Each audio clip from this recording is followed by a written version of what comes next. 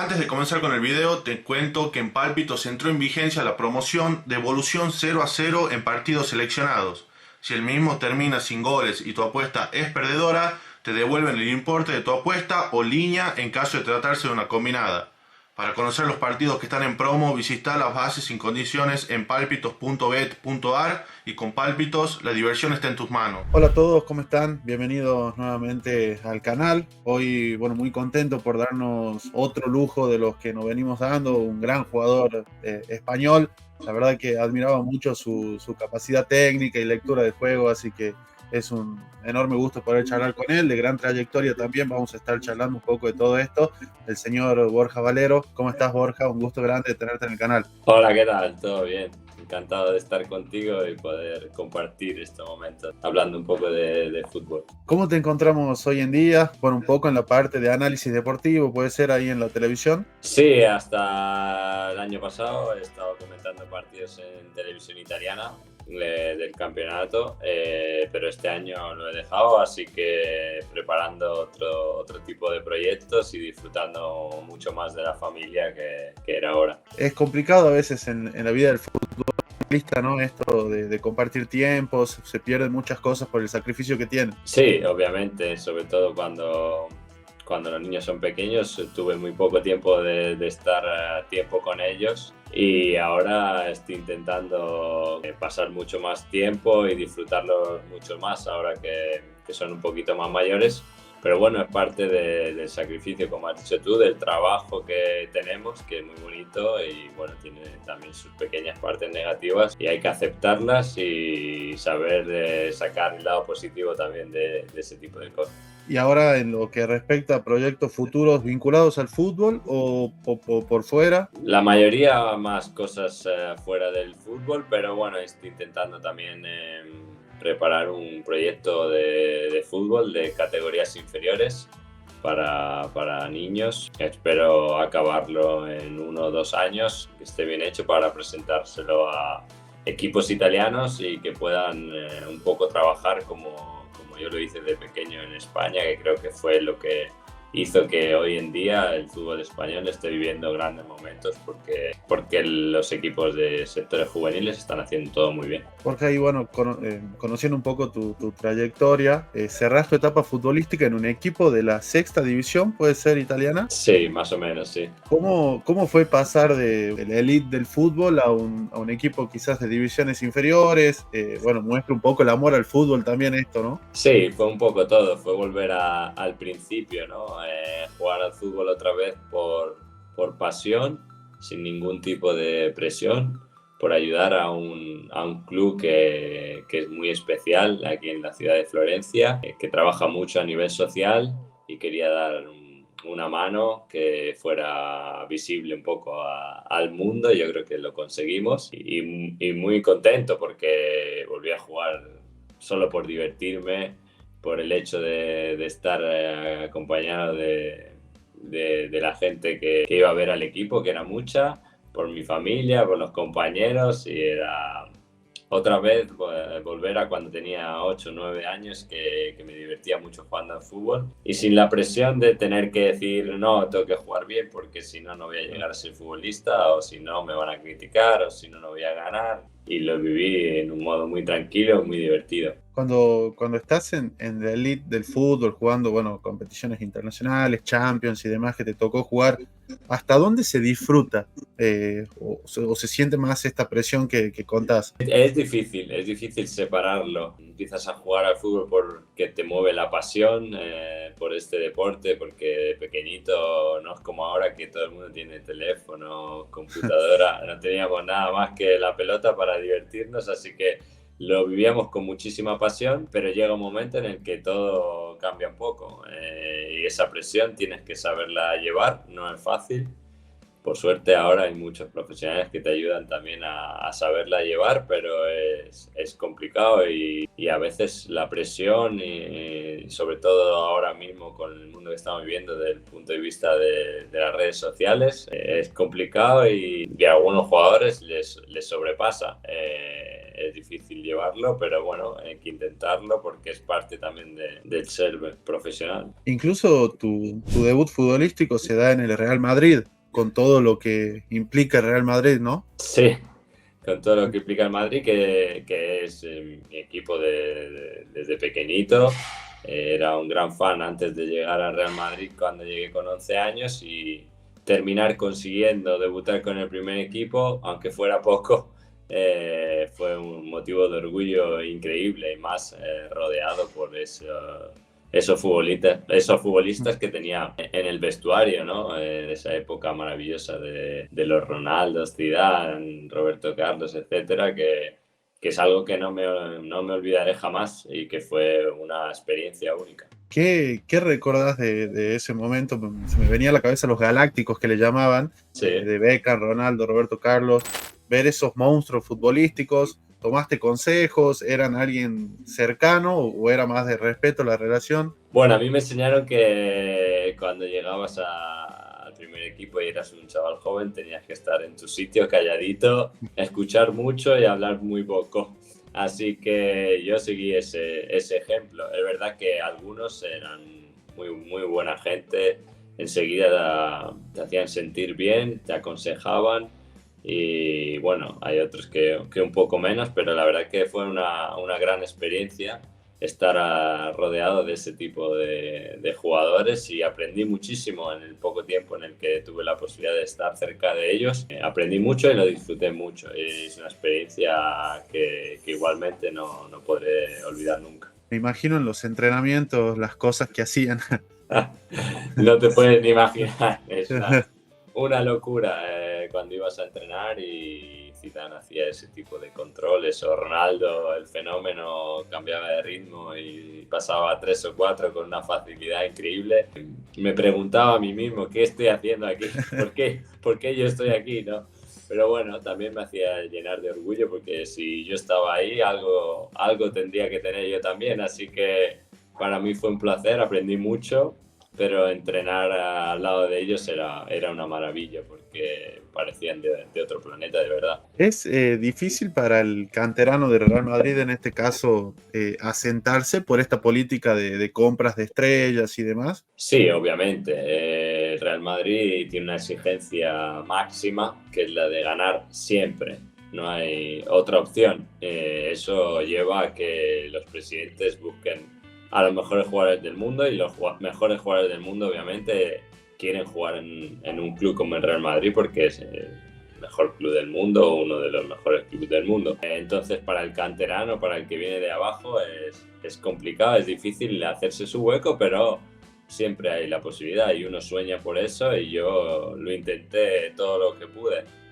La suerte que tenemos también, que una vez que salimos del Real Madrid tenemos las puertas abiertas de muchísimos otros clubes donde poder seguir la carrera y tuve la suerte de poder hacerlo y hacerme un huequito dentro del fútbol, que era mi sueño y lo conseguí. En esa época coincidiste con Higuaín y Gago, que eran jovencitos también que iban desde Argentina. Justo llegaron en el mercado de invierno, si no me equivoco, y pues yo creo que debuté por esa época y algún entrenamiento lo hicimos juntos.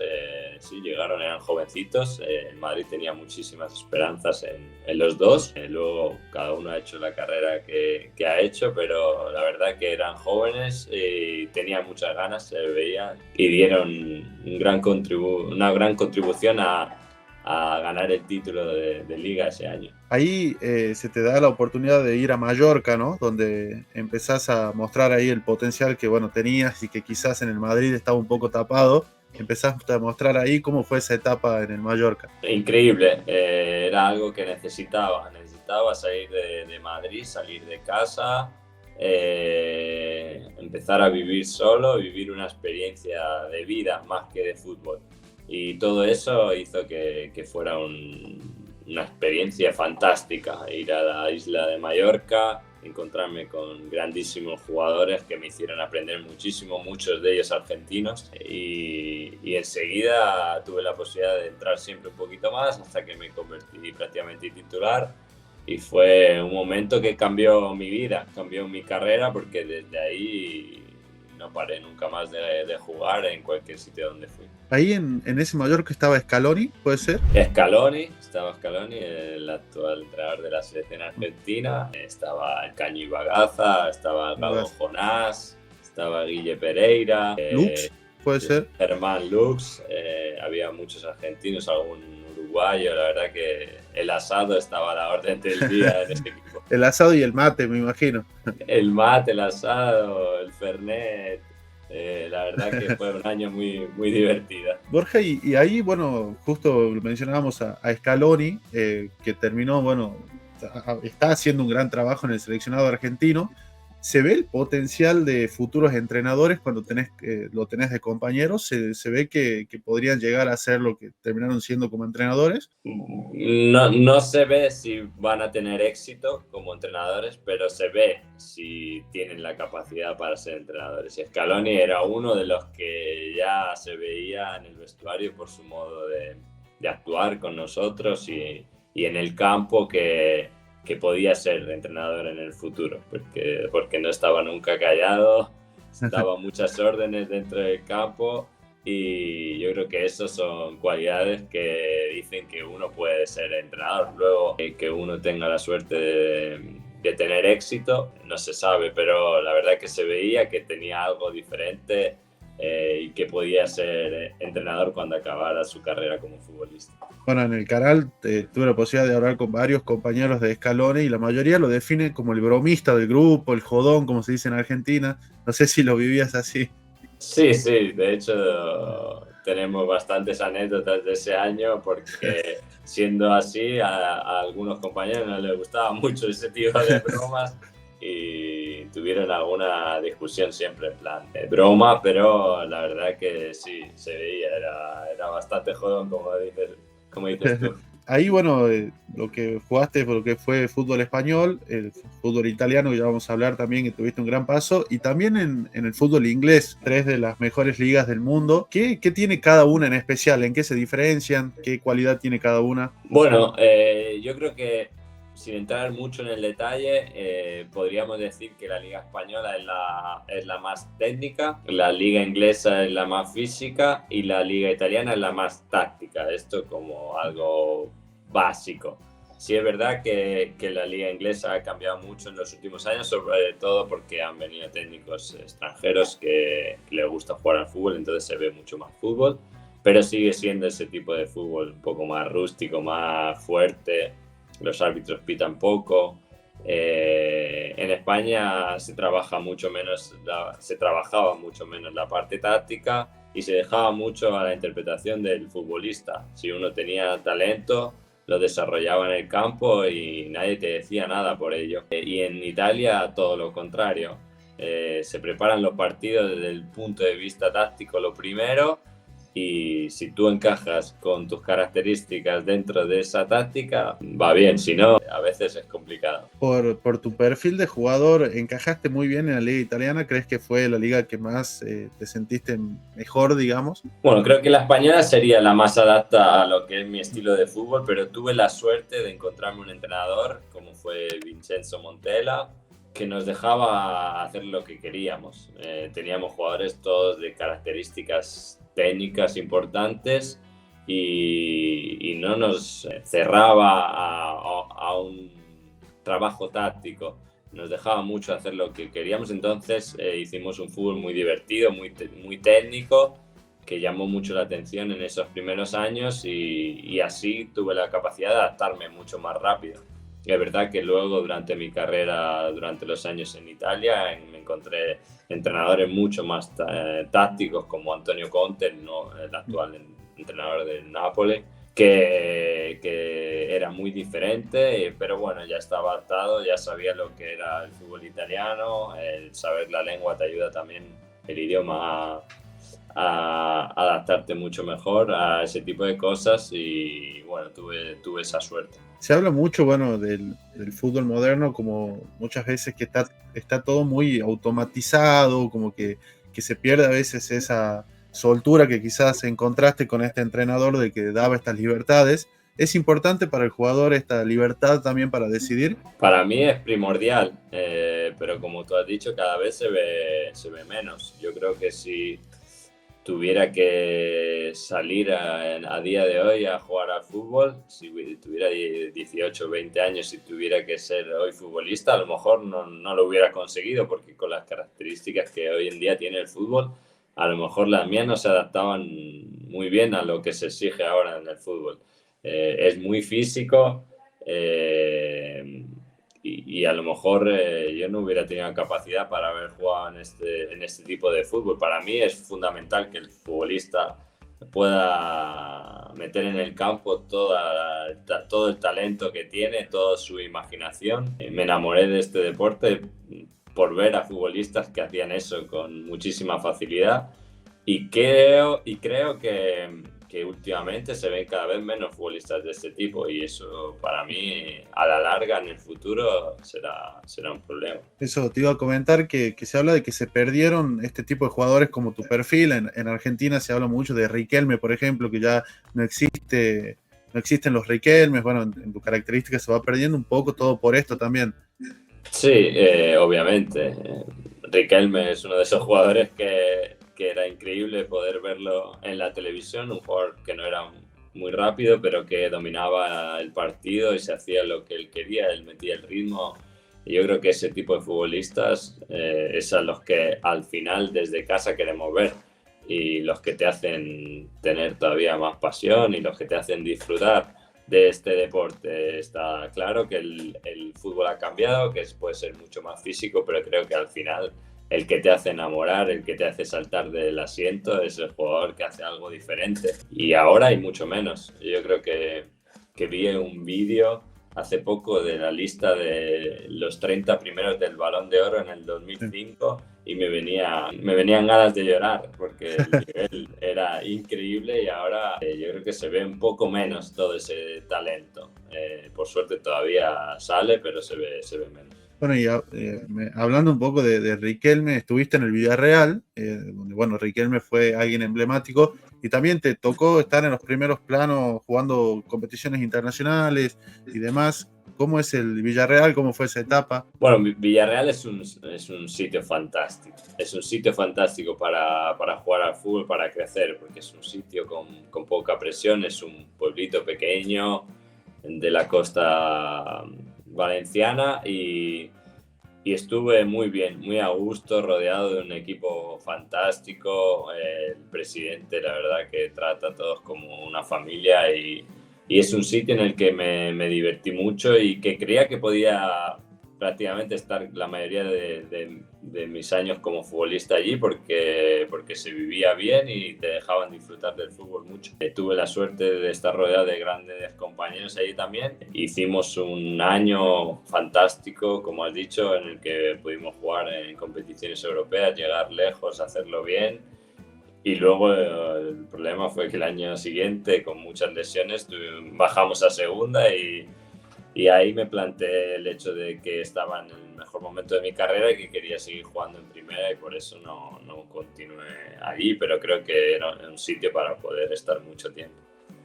Incluso ganaste, puede ser, mejor jugador de la liga en el 2010.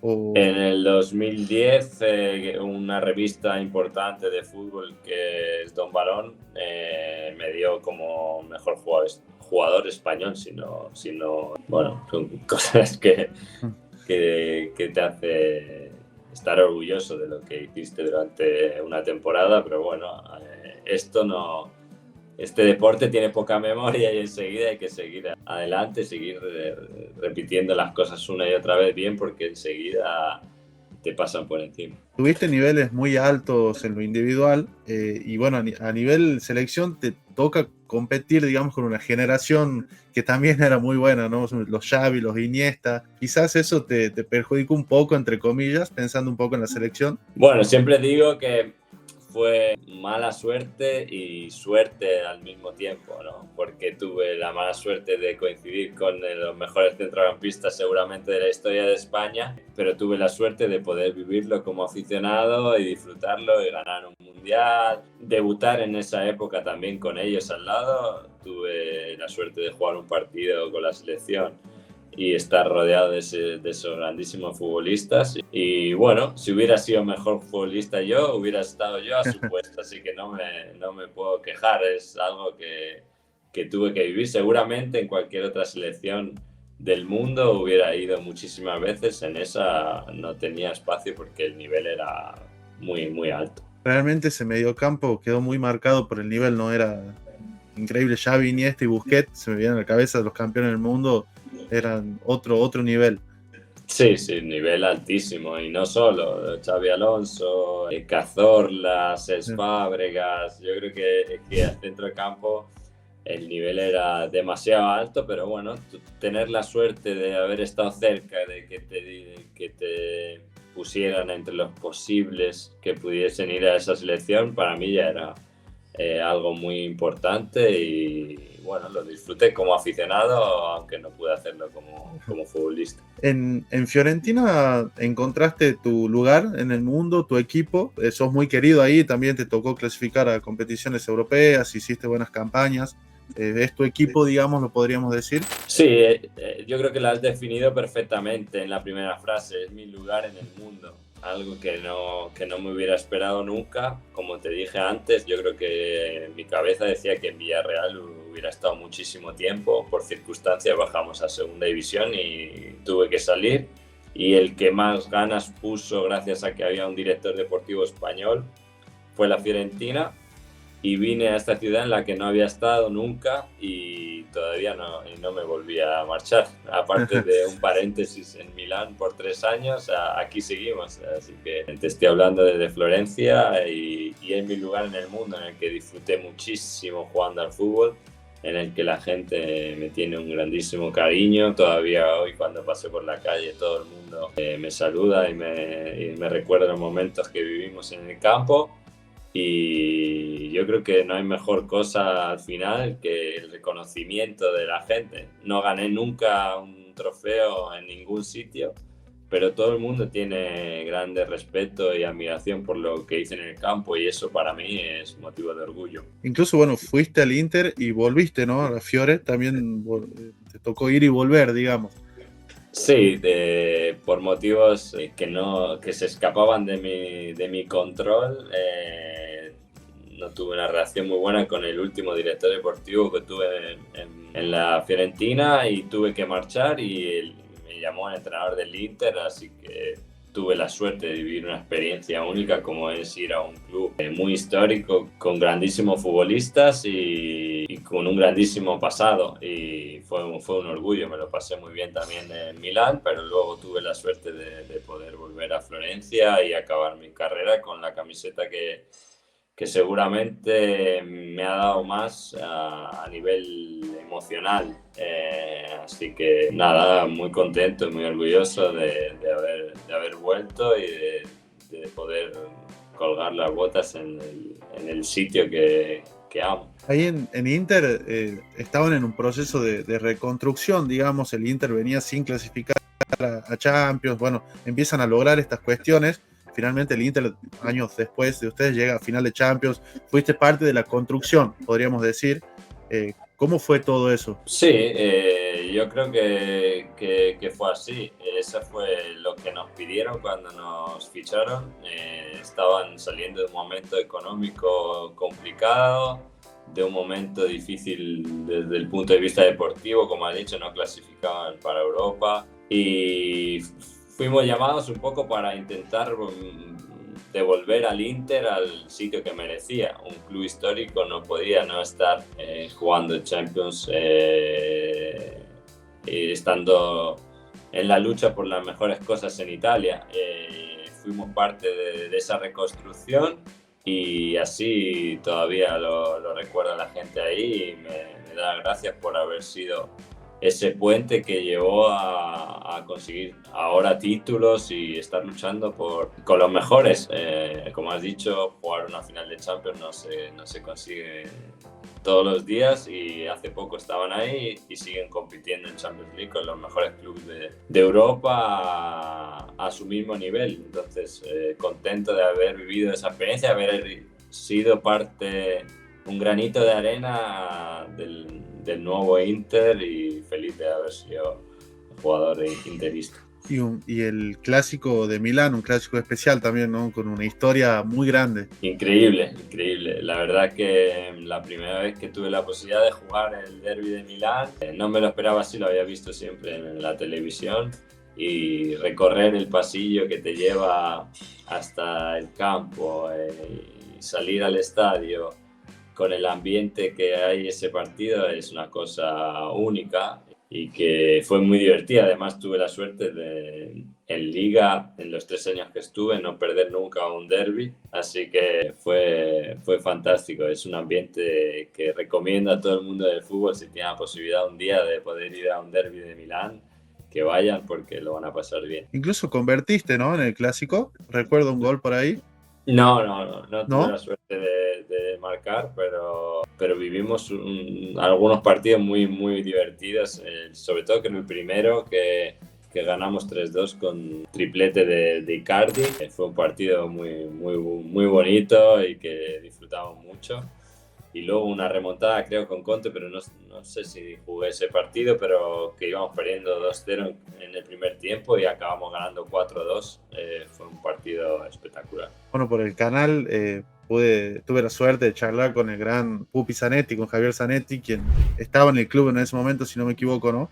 Como vicepresidente. Sí. Él es parte y será siempre parte del club. Cuando te entrenas siempre está al borde del campo viendo el entrenamiento, en todos los viajes, siempre con el equipo. Yo creo que es una de las almas del Inter y bueno, aparte de su historia como futbolista, sigue teniendo un amor único por esos colores, por esa gente, y la verdad que como jugador ver una leyenda del fútbol mundial y del Inter que está todos los días ahí cerca del equipo era una cosa muy positiva. Incluso, bueno, siempre le hacen el chiste de que físicamente está muy bien, hasta podría jugar, no envejeció. Sí, todavía jugamos algunos partidos con las leyendas del Inter y la verdad que está para jugar de verdad, el físico lo mantiene muy bien y yo creo que si se entrenase todos los días podría estar ahí. Borja, viviste ahí la etapa de un joven Lautaro Martínez que llegó al Inter.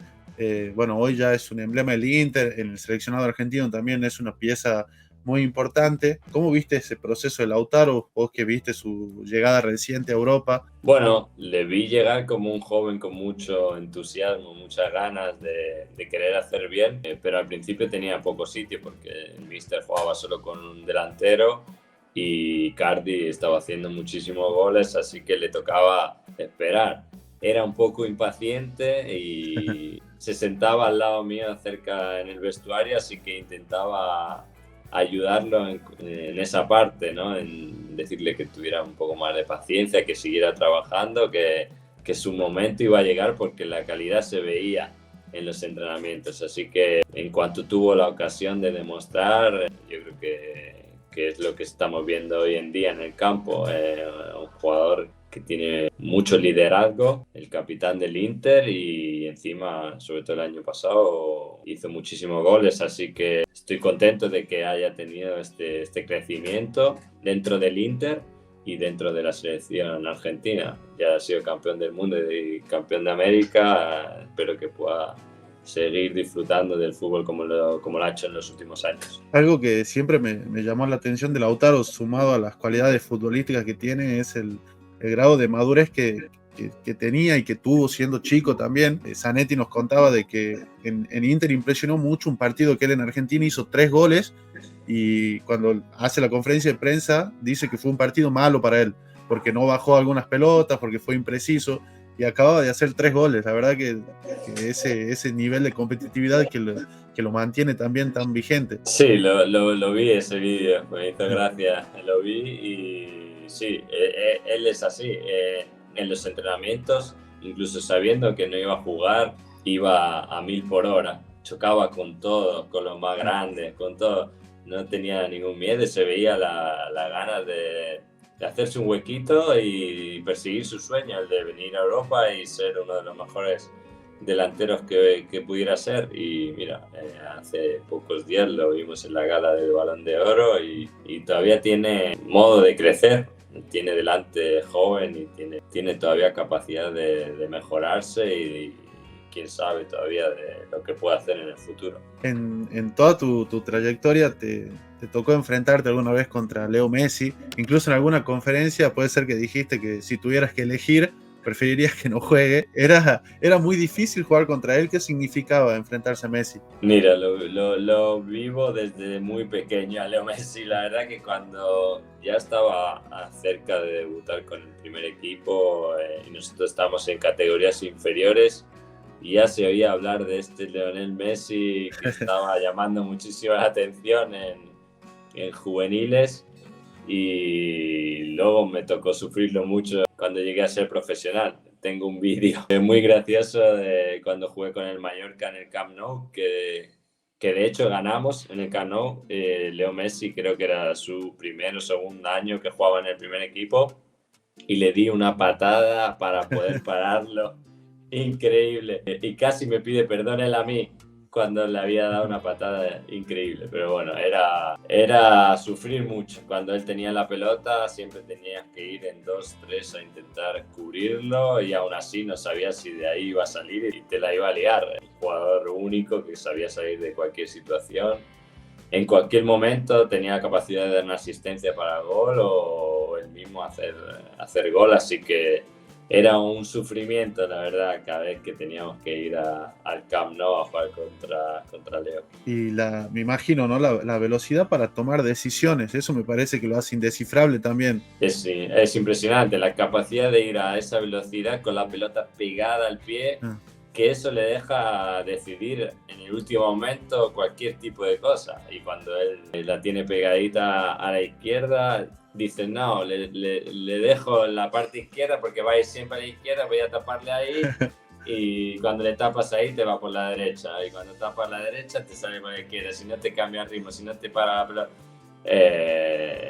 Era, como te he dicho, era un dolor de cabeza, un sufrimiento constante en el partido porque te hacía pensar más de lo que lo hubieras hecho en cualquier otro partido, solo por pensar qué hacer para pararlo. Borja, ahí se está hablando mucho en Argentina también de Nico Paz, que bueno, surgió del Real Madrid, está ahora en el fútbol italiano, como un conocedor del fútbol italiano y demás. ¿Qué potencial le ves? ¿Qué futuro crees que puede llegar a tener? Jugador de talento puro, talento puro. Siempre he dicho que los zurdos tienen algo diferente a todos los demás y él tiene esa capacidad. Mucha capacidad de venir a buscar la pelota, de regatear, de encontrar el espacio justo para hacer la diferencia en el partido y bueno, es muy joven pero tiene muchísimo talento y bueno, enseguida le llamaron a la selección porque había que hacerlo porque un jugador así no te lo puedes perder y bueno, si no pasa nada raro, tiene un futuro increíble por delante porque trata la pelota con cariño y eso lo hacen solo poquitos. Y tiene un buen profesor ahora, ¿no? Con Cesc. Sí, encima tiene a un jugador que ha nacido en ese tipo de fútbol y en ese tipo de situaciones y le puede enseñar todas las cosas como se las enseñaron a él. Así que tiene un gran ambiente, un equipo que tiene poca presión porque no tiene la obligación de estar en ningún sitio en la clasificación ni de llegar en Europa, solo jugar, disfrutar, salvarse y yo creo que es el sitio perfecto para mostrarse y hasta el momento llamó muchísimo la atención. Veremos en el futuro lo que puede hacer. Bueno, para no robarte más tiempo y agradeciéndote mucho por el espacio en esta hermosa charla futbolera que le llamamos, siempre cerramos con los invitados con un pequeño ping-pong futbolero, que es preguntas y respuestas, como para jugar un poco. Un compañero que te impresionó en cancha, que decías, bueno, hablábamos un poco de los galácticos, pero tuviste varios a lo largo de tu carrera. Yo diría Cazorla. Cazorla. Santi Cazorla, sí. Jugadorazo, ¿no? Increíble, jugador que iba a tirar el córner y uno lo tiraba con la derecha y otro lo tiraba con la izquierda. Eso dice mucho ya de su capacidad futbolística, ¿no? Y además un grandísimo compañero. ¿Un rival que te costó? Que era ya sea un defensor que te habrá pegado quizás o un rival que te costaba. Me costaba mucho Poncio Cuando jugaba Once. en el Zaragoza y yo jugaba en el Mallorca, teníamos siempre una lucha increíble. Me pegaba, yo le pegaba a él. La verdad que fueron muy buenos partidos y me gusta recordar a Poncio, porque luego era un grandísimo futbolista con la pelota, la Sí, jugaba sí. muy bien, pero era aguerrido, me marcaba bien. Bueno, el León, le dicen acá en Argentina, en River le pusieron así, me imagino que tiene un poco que ver con eso. Sí, seguramente. ¿Un gol en tu carrera por lo lindo o por lo importante o por los dos? Te diría el gol que le marqué a Real Madrid con Mallorca. El primer año que jugué en primera, entré en la segunda parte y empaté el partido. Y fue un muy buen gol, muy bonito, a Casillas. Y bueno, tengo mi memoria. Soy madridista de corazón y me dolió hacer ese gol, pero la verdad que fue muy bonito. ¿Un referente futbolístico que tenías de chico en alguien que te identificabas? Mi jugador favorito era Fernando Redondo. Nunca había visto en mi vida un jugador que él solo dominase el centro de campo con esa clase y esa belleza. Y siempre fue mi referente. Y luego José María Gutiérrez Guti, porque era uno en el que me podía reflejar. Había salido como yo de la cantera, había pasado todos los años, llegó al primer equipo y yo quería ser Guti, pero mi jugador favorito era Fernando Redondo. Dos tremendos jugadores y bueno, Redondo, ni hablar. Sí, no, Redondo espectacular. Dos zurdos, la verdad que los zurdos al final, como te he dicho, tienen algo diferente y me hubiera gustado ser zurdo a mí también. ¿El mejor momento en tu carrera donde te sentiste en plenitud? Yo creo que el primer año de Villarreal, en el que nos clasificamos para Champions, llegamos a semifinal de Europa League y semifinal de Copa, creo. ¿Futbolista con quien te hubiese gustado jugar? Un futbolista con el que me hubiese gustado jugar, me hubiera gustado jugar con Michael Laudrup. ¿Un entrenador que te haya marcado? Un entrenador que me haya marcado, Luciano Spalletti, el entrenador de la Spalletti. selección italiana. ¿Un deporte aparte del fútbol? Muy apasionado de baloncesto, NBA y fútbol americano. Igual, por lo que te sigo en Instagram, haces muchos deportes, ¿no? Sos Sí, alguien sí. que... Intento practicar todo mal, pero lo hago todo. Juego pádel, juego golf, hago un poco de todo, pero por la televisión me gusta ver baloncesto y NFL. Una camiseta que hayas intercambiado, que sea especial, no sé si tenés ahí tu museo. Sí, tengo muchísimas, tengo más de 300 camisetas, aunque me daba vergüenza pedir las camisetas a los futbolistas importantes, así que muchos me los perdí. Por ejemplo, de Messi jugué muchas veces, nunca tuve la suerte porque me daba un poco de vergüenza pedir la camiseta, pero si tengo que decir una, cuando yo debuté con el primer equipo en Champions League en un partido contra el Dinamo de Kiev, se la pedí a Van Nistelrooy, que era de mi equipo, pero tenía ganas de tenerla y la tengo en un lugar privilegiado. Bueno, de ese plantel había varios para pedir camisetas, ¿no? Muchísimos. Tengo una foto muy divertida cuando me convoca en un partido de primera división contra el Getafe, en el que yo estaba en el banquillo y el banquillo era Ronaldo, Raúl, Robinho, Cannavaro, Diego López, el banquillo. Claro, Y un yo. equipo de PlayStation. Lindo compartir con esos muchachos.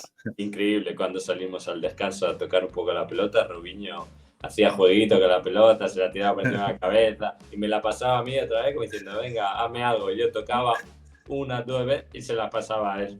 ¿Una cuenta pendiente que te quedó en el fútbol? Ganar un trofeo. La única cosa que me hubiera encantado, sobre todo por mis hijos, que disfrutaran al lado mío ganando algo. Estuve cerca muchas veces, pero nunca tuve la suerte ni de ganar una copa. Y eso es algo que me hubiera encantado. ¿Un equipo que estuviste cerca de jugar, que no se terminó dando la llegada? El Arsenal, que es mi equipo favorito de Inglaterra y que me enamoró cuando era pequeñito, el equipo de Bergkamp, Henry, etcétera, y me hubiera encantado poder ser parte del Arsenal, pero no se pudo concretizar. Un equipo en Argentina, no sé qué conoces del fútbol argentino, si lo seguís.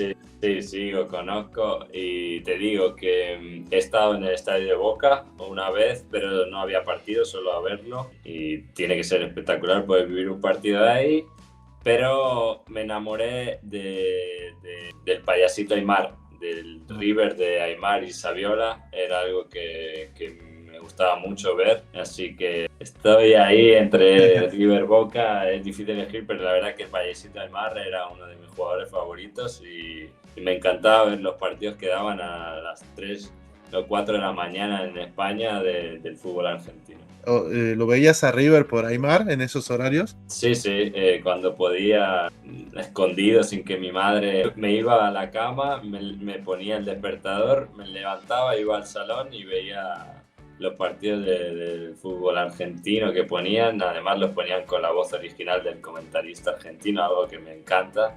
Y veía los partidos de River sobre todo en esa época. ¿Y te lo pudiste enfrentar a Pablo Aimar en la etapa que estuvo en Valencia y Zaragoza? Sí, en Zaragoza creo que pude jugar contra él y la verdad que es un jugador que tiene una calidad increíble y la verdad que fue bonito jugar contra él. Borja, te agradezco muchísimo por el tiempo, realmente fue una hermosa charla futbolera. ¿Algún mensaje que le puedas dar a la gente que nos vea y nos escuche? Pues nada, que sigan viéndote, que sigan escuchándote, porque es un placer hablar de fútbol contigo y que sigas disfrutando de charlar de fútbol, que es algo que a mí no me cansa nunca. Es un deporte fantástico si quitamos todos los intereses del medio y nada, que disfruten de este deporte y de esta pasión. Un abrazo muy grande. Un abrazo a todos.